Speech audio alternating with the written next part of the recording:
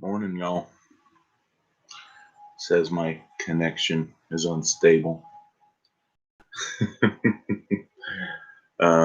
So what do you do when you're an old Navy vet, can't sleep? Well, I brew a pot of coffee, of course. Um, and so that's quite literally, I say insomnia live. And it's quite honestly, I can't sleep. And so here I am. I decided I would brew a pot of coffee and log on here for a little chat.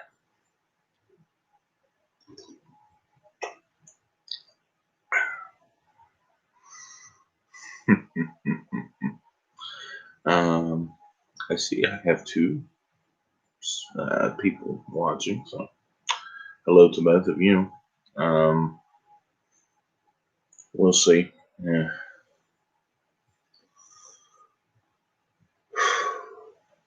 I honestly don't really know what to talk about other than we'll start off with some coffee discussion.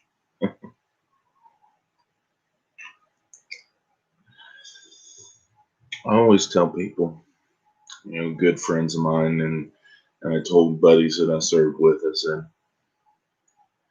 you want to come out after we all get out. If you ever want to come out to my place, um,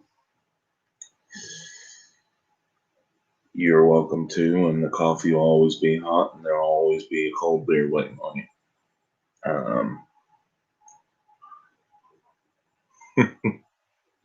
Well, at this point, I have coffee, but I do not have cold beer. There is no cold beer. I've been laid off and for a little bit, and that is not in the budget. um,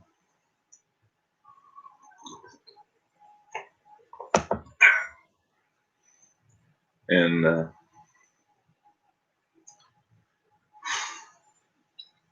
yeah, not in our budget at this point. Um, but I won't turn anybody down for a cup of coffee. That's Southern hospitality, and even though West Virginia is not technically the South, we're not the South. West Virginia is not the South. We're not the North. We're just kind of our own thing. West Virginia is kind of we kind of do our own thing, and we have a little bit of everywhere around us. We have certain Southern mannerisms and certain Northern mannerisms, certain things that don't exist anywhere else in the country. Um, and it comes from being fairly isolated. The internet has done a big part. It's played a big part in kind of opening up the outside world to us in this state. Um, and I don't know that that's a bad thing, but I wouldn't call it a good thing either. There's definitely the positive and the negative with it.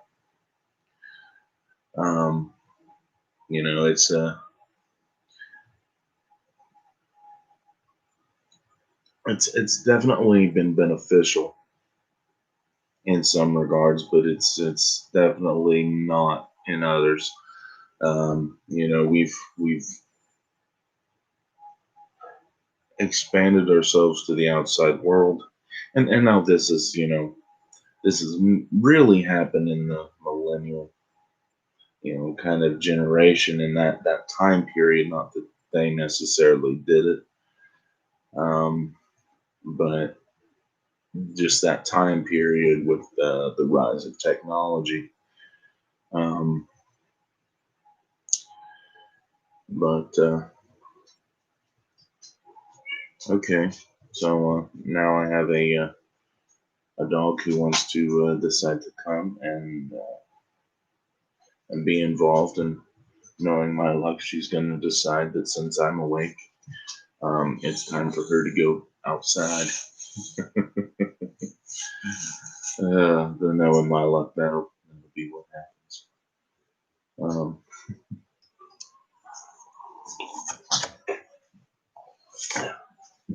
There's a dog tail.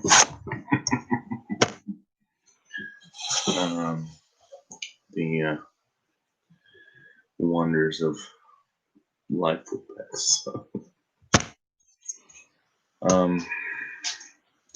But yeah, the technology,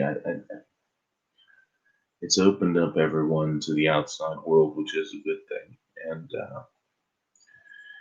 kind of pushing aside prejudices is one very, very beneficial aspect of that.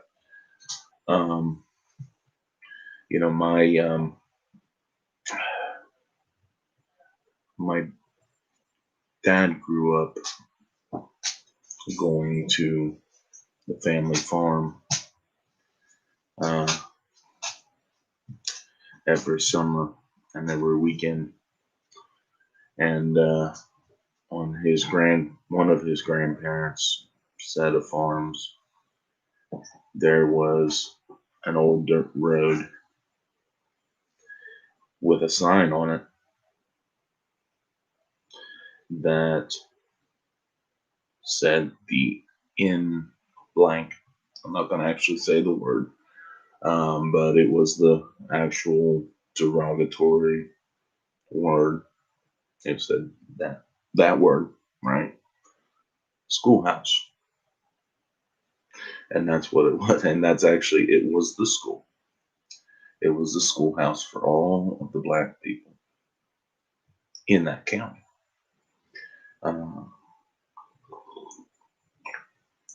Of course, my grandmother grew up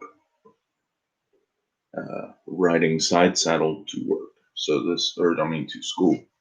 My great grandmother took my grandmother to school on horse, and my great grandmother. This was a different set of grandparents.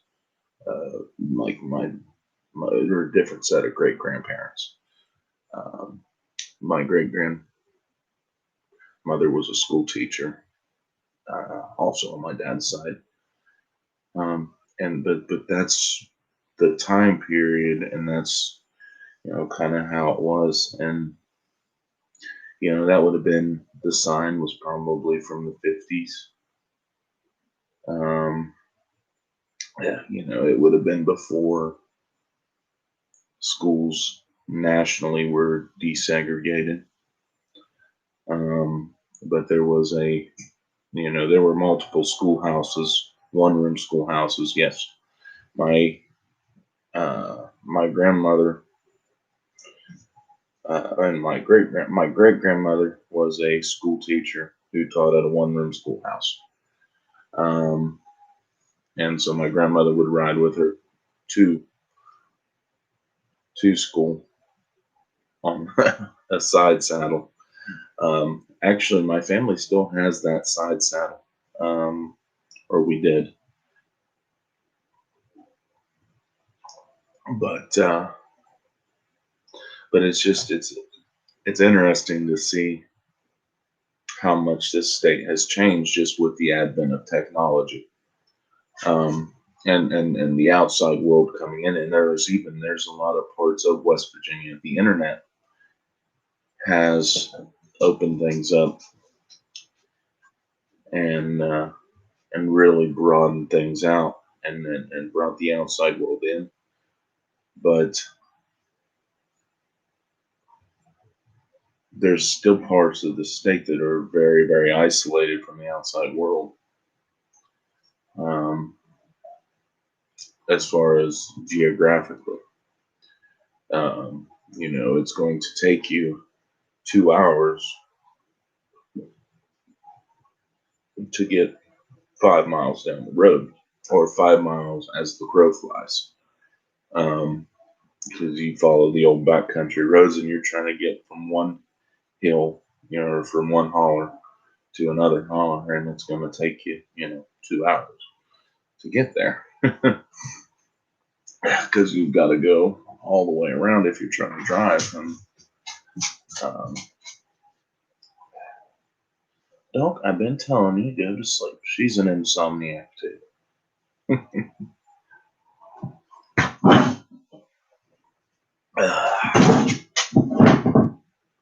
Of course, now that since I'm talking to the internet, she has to decide to play with her phone in the most noisy fashion possible.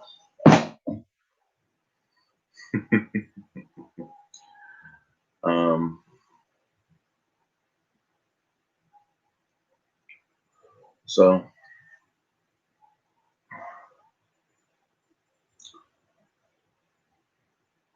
being what I'm talking about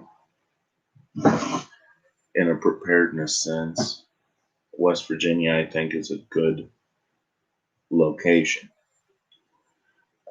for a preparedness-minded individual. And a lot of it is it's wilderness, it's woods, it's people's farms, but it's still very much untamed.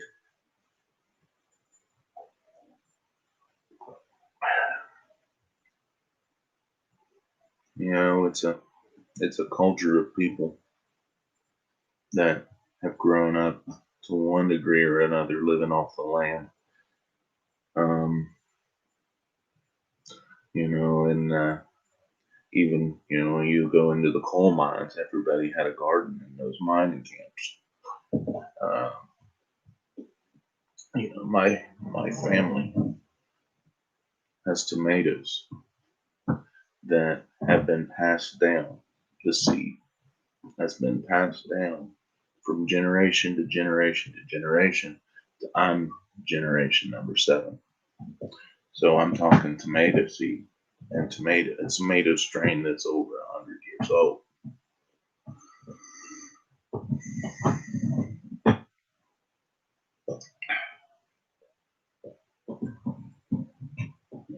It's entirely possible that this was still Virginia when that strain came to be in the possession of my family.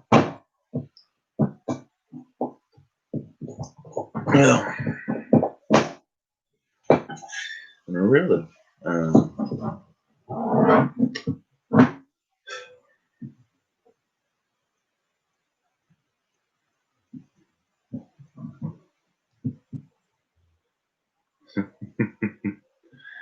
I really don't want to talk too terribly loud because, it's, most normal people are asleep. And I'm not the only one who lives here, aside from the dog who doesn't really care if she wakes up.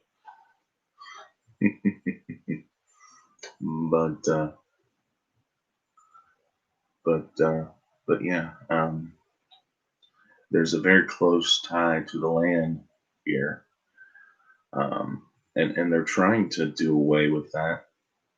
The politicians are people that don't really know.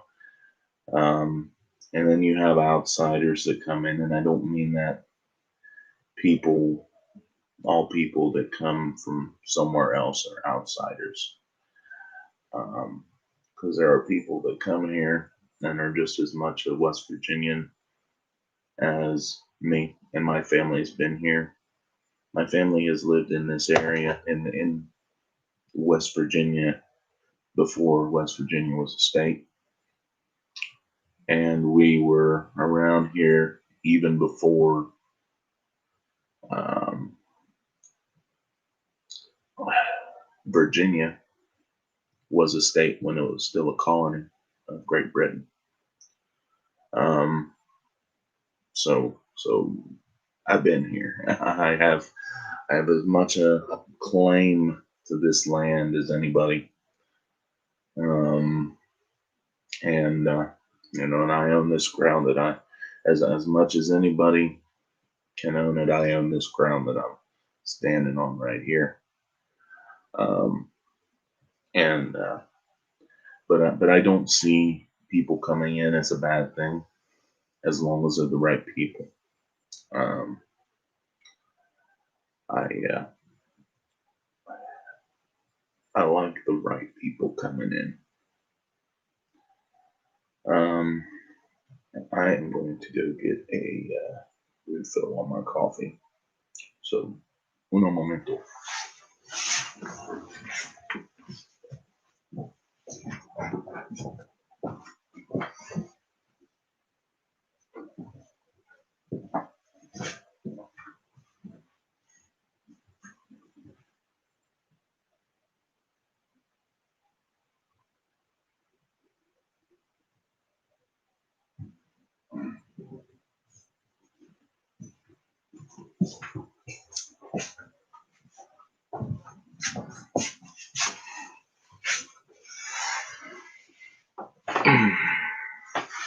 There we go.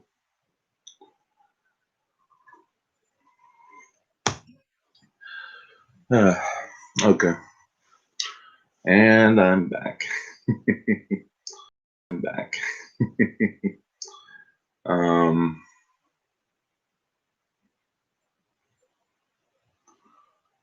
so I have encouraged people.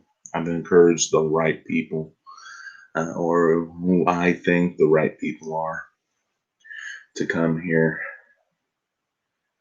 Um, and I've encouraged brothers to come here, and so far, none of them have felt the conviction to do so, and that's fine. I've had a couple of brothers, um, old shipmates of mine, uh, and which we'll get into here in a minute, maybe. I've told them, I said, if you bring a camper, you can park it in my hayfield. Um, I've said that. Um, it's like, if you want to pitch a tent or a camper, I mean, you've got a plot of land to park it on. Um, and I if I had house space right now, I'd offer a room to them, But I've encouraged them. It's like, daggone it, you want to buy you a little storage shelter and live in, which I know people who do. And actually, guy that lives a couple roads over in a different hollow. He actually did. He bought a Lowe's storage barn, like the 8x12s, and he's a single guy.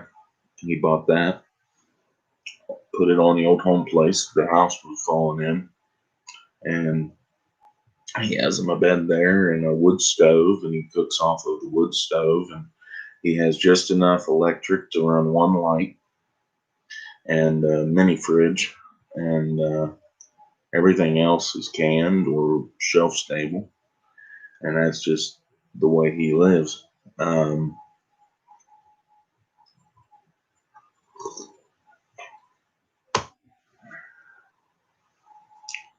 Which, albeit, is not for everybody, but it doesn't have to be. Now we want to talk about finding land. Um, between $800 and $1,000 an acre is about what you're going to pay from what I've seen. And I know through some of my connections, and I say that makes me sound like a somebody, but I'm not. But some of the connections that I have are in the real estate industry, and they're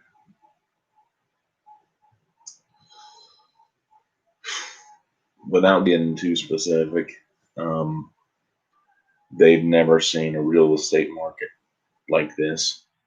Nobody's ever seen a real estate market like this. Houses, like houses on the market, went from they cut more than in half, and then by that I mean houses like to sit on the market. Now they're gone. They're gone before they even list. People buying property without even showing up, without even going and seeing it, buying it online.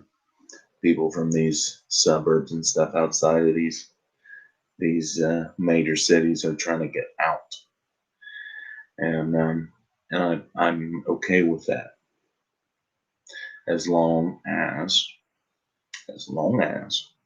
they don't bring that crap here, which is what I worry about. That's why we need the right people to come in.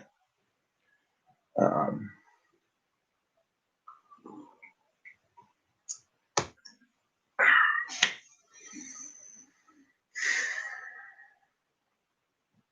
and and so these are the thoughts that keep me up at night sometimes. Um, I'm just a simple guy who lives out here and wants to do his best to serve his creator and care for his family and pass on a legacy that is worth passing on.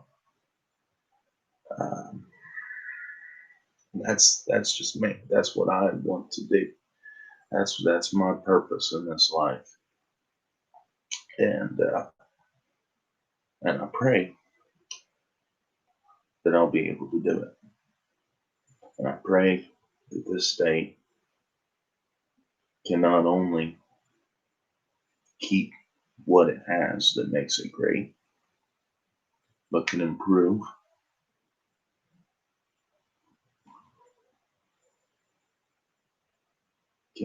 itself. Um, and there's a lot of things that um, there's a lot of things that aren't great about this state, but there's a lot of things that are.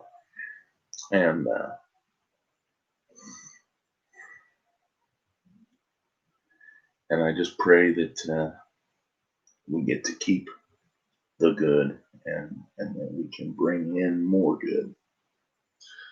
Um,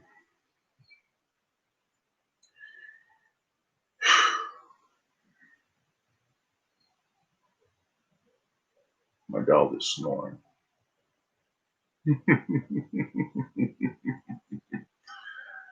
uh, Give her a second, she'll start chasing a rabbit or squirrels.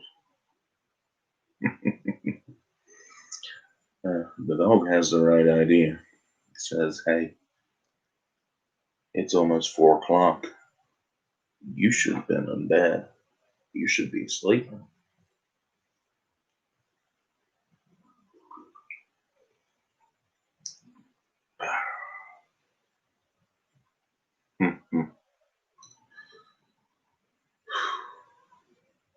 Well, let's talk about police. I kind of got to thinking about that.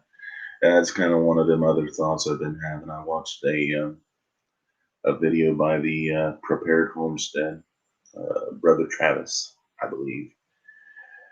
I believe he said Brother Travis is his name. I mean, I know it's Travis, but Anyway, and I think he says Brother Travis, but it's 4 o'clock. I haven't been to sleep yet.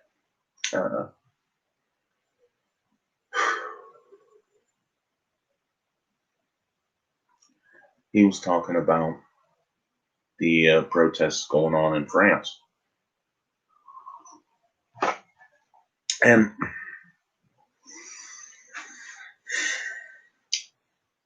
they're getting somewhat violent. They're getting violent. And I don't disagree with the reasons that they're out there protesting necessarily. They passed a law that says it's illegal to film police officers. They're trying to take away the checks and balances. And I'm afraid, and those of us, and I would consider myself more libertarian than conservative. I would be a straight up libertarian if it wasn't for one single issue. There's one issue that I disagree with political party wise. I disagree with the Libertarian Party, and that's a big issue. And that's the abortion issue. But that's not what we're discussing. But I would consider myself a right wing conservative libertarian, something along those lines, right? Just a normal patriotic American.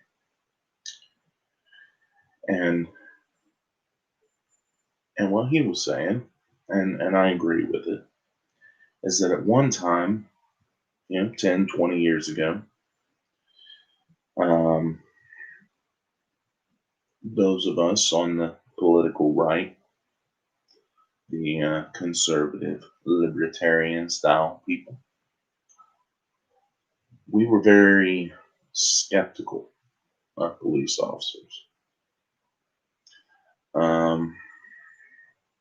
We were skeptical. We were saying, hey, not all police officers are bad. There's a lot of good cops out there. But hey, we don't want a police state. We don't want a police state.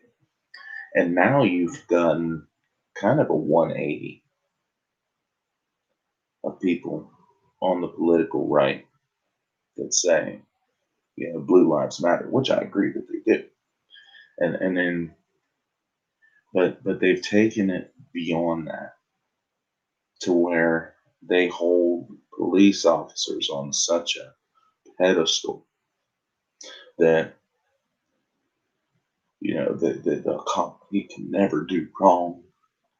And who do you think when they're going to come for your firearms or enforce mandatory vaccination? Who do you think is going to come and do that? It's going to be a police officer. And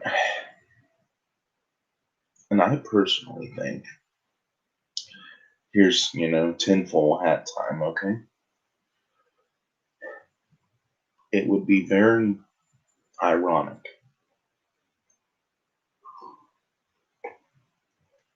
on the left. You've got them now, they're calling for defund the police, not just, cops or pigs or what have you. They're calling to just outright defund and eliminate the police. And so that has pushed us on, and I'm not saying I'm necessarily part of this, but people that are more of my political persuasion, that is pushing us to be more pro police officer. And that pro police officer isn't a bad thing, but it's pushing people too far to more police statey stuff.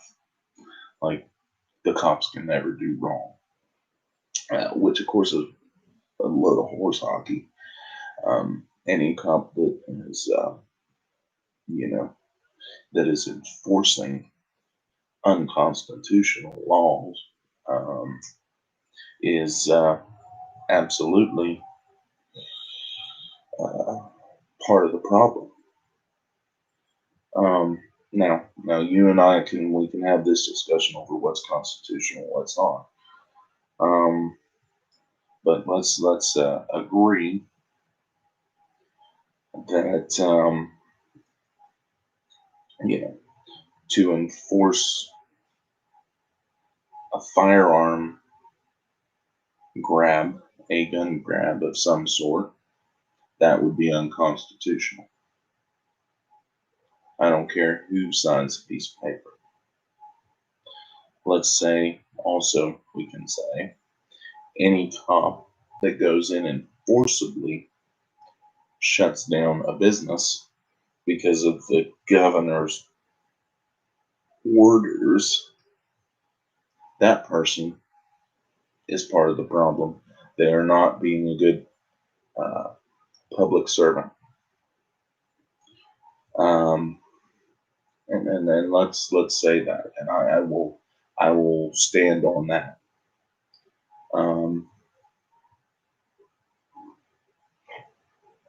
and we need to, and I think that this might be part of the orchestration. You've got the left has gone so far anti-police that it's caused us to take a step and say, hey, no, no, no, no, this is too far, and so we have swung the pendulum way too far the other way, which is what they want. They want us to be begging for the police control, to be begging and just you know accepting. Oh, they're just doing their job. They're just doing their job. It's to keep us safe. And I think that's what the powers to be are doing now. Whether it's directly, this is part of the chess game, or if it just is happening that way, I'm not gonna say. Um, but we as Americans, as patriots, we need to remind our officers that while we do support them, and I support police officers. I mean, it's a rough job, and I don't want to do it. I told my wife, because one of my first potential jobs getting out of the Navy was going to be a corrections officer. They were very, very interested in me. Like they sought me out, and not uh, I didn't necessarily search for them, but it was definitely a possibility. And I told my wife, I said, "You don't have to worry. I don't want to do this.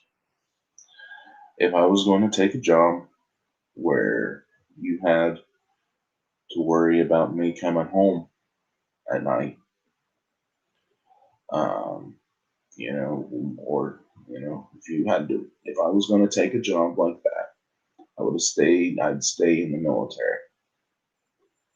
Um, and that's truly the way I feel about it. That's why one of the reasons why I didn't join the police force or the fire service, is because if I was going to take those as professions, and if I was going to do a profession that was like that the last call might really be the last, um, and that there was a great danger or potential danger of me getting shot or getting burned up or any of that, and I would have stayed in the military because there was that danger when I was in the military, and I'd have just stayed there where the benefits were better. Um, and so we need to support our police officers for sure because it's a rough job, and I don't want to do it. And there's a lot of good officers out there, but we need to be anti-police state, and we need to remind these officers that while we support them, if they violate the Constitution, if uh, they violate that, we will not support them. If you become part of a communistic police state, then we will not support you. And you need to be thinking about that. Anyway, those are things that keep me up at night, more or less. Now, all of this is big, all right? All of these are big things. And I'm going to come down on what can you do about it.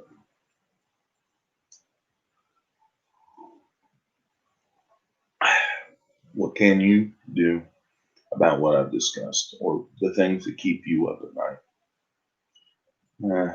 Me, what can I do about this? I can affect the change in my local area.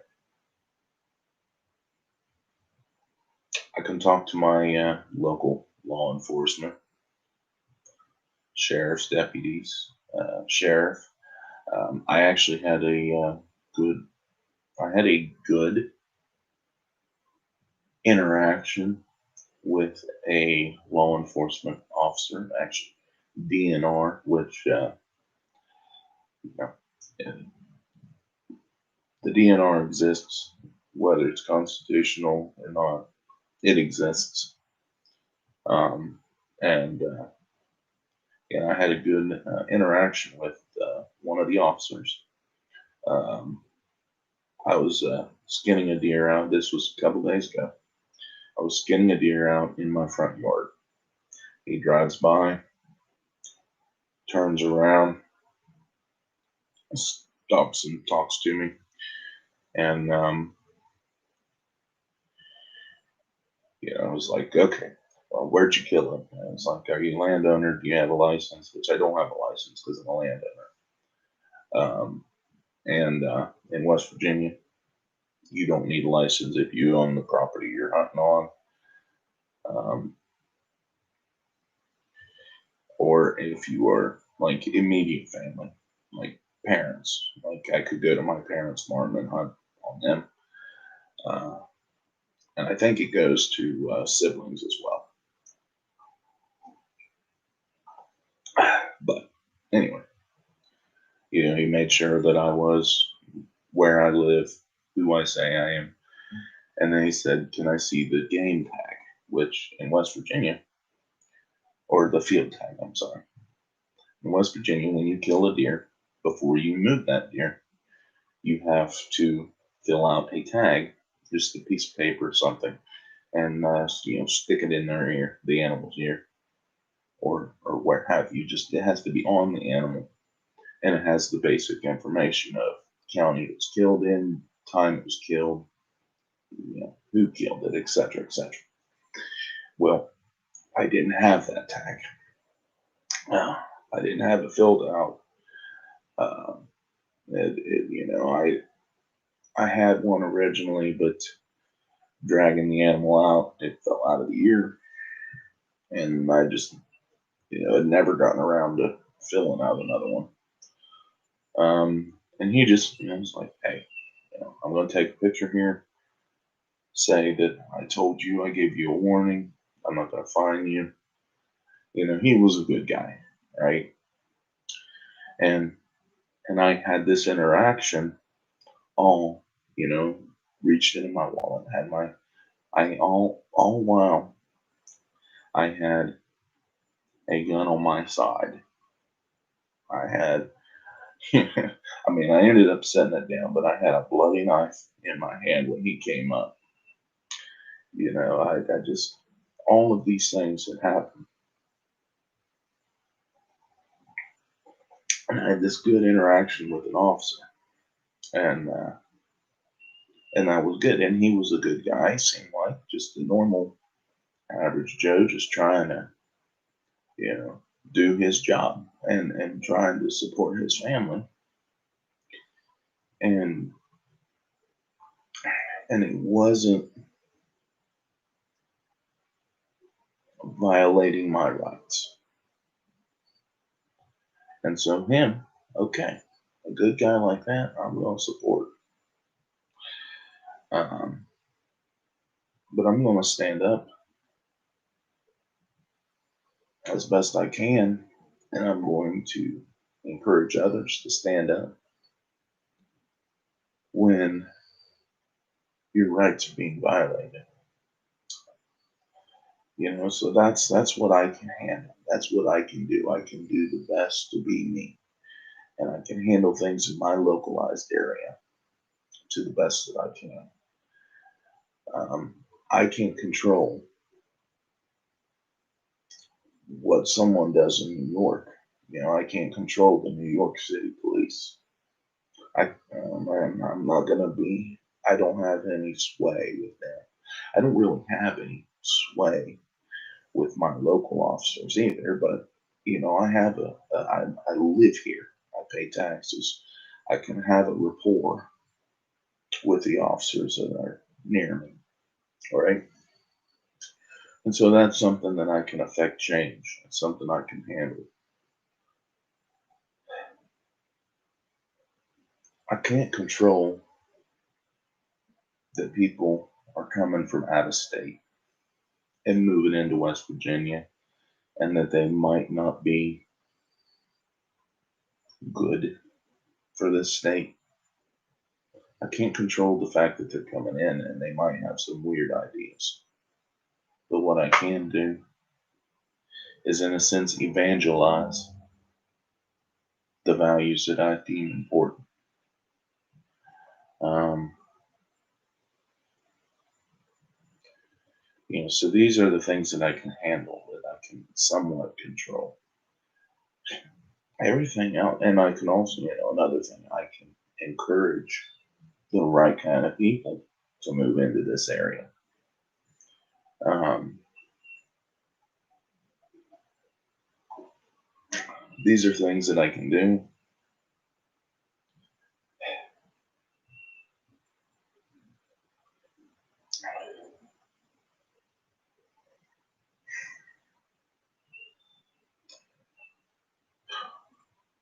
And so that's what I'm going to work on.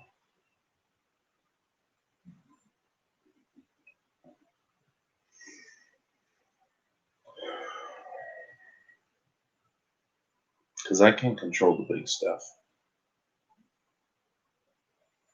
So I'm going to concentrate.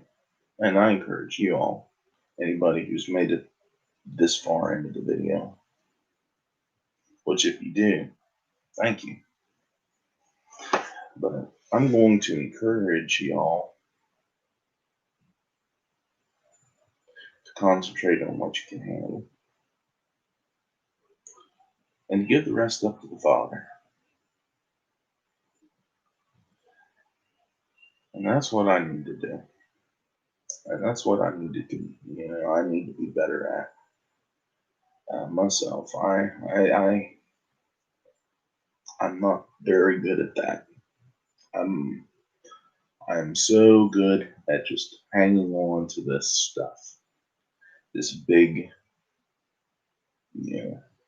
world. I carry the weight of the world on my shoulders, and I get it. I got big shoulders. I've got big, broad shoulders, old farmer shoulders, but they can't control. They can't carry that much weight,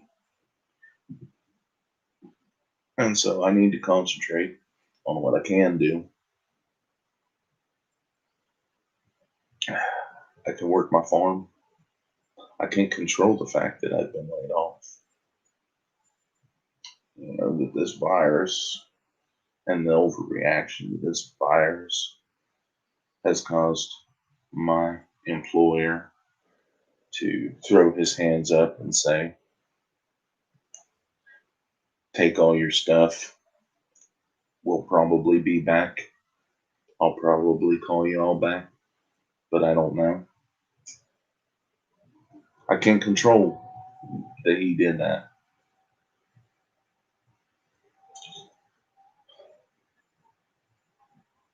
but I can control what I do about it.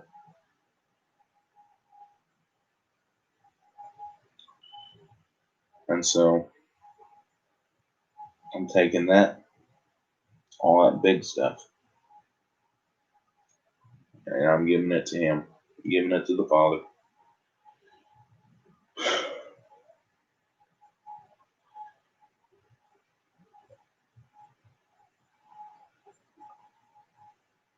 A second cup down.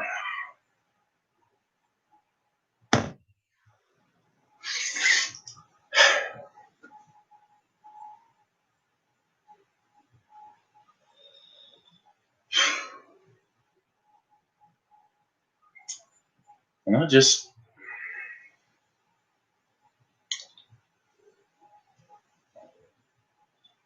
I'm feeling convicted to pray. And I don't typically pray in front of the camera. I'm feeling convicted to pray right now. So if you would, if you feel led, I ask you bow your heads, take your hats off, and let's talk to the Father. Dear Lord, we come here today and we are grateful. I'm grateful for food in our bellies and coffee in our cups and heat and a roof over our heads. Lord, I'm thankful for deer meat in the freezer and the ability to go out and to harvest my own food and grow my own food, Lord. And I can do all of the work, but you're the one that makes it come up out of the ground.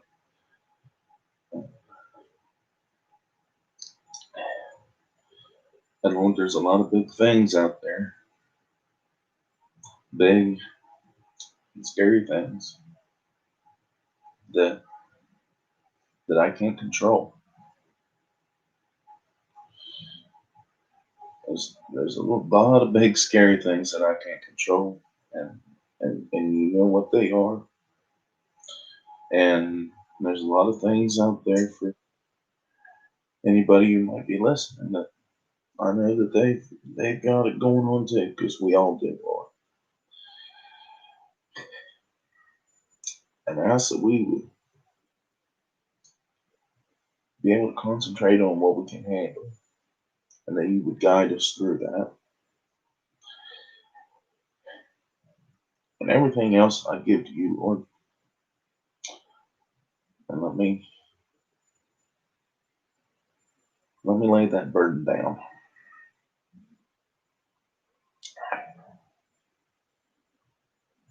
I ask, Lord, that you'd forgive me where I have failed thee, and when I've not been a good servant for you. And I ask that if there's anybody that doesn't know you, Lord, that they would come to know you.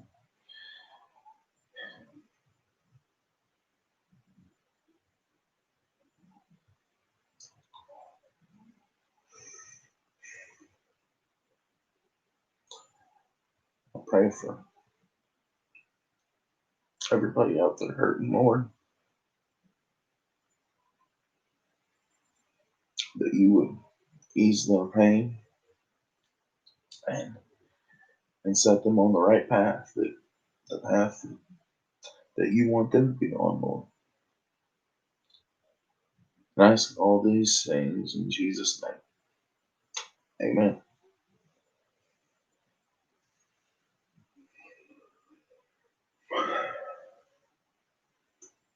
All right, y'all. I'm gonna get out of here. Probably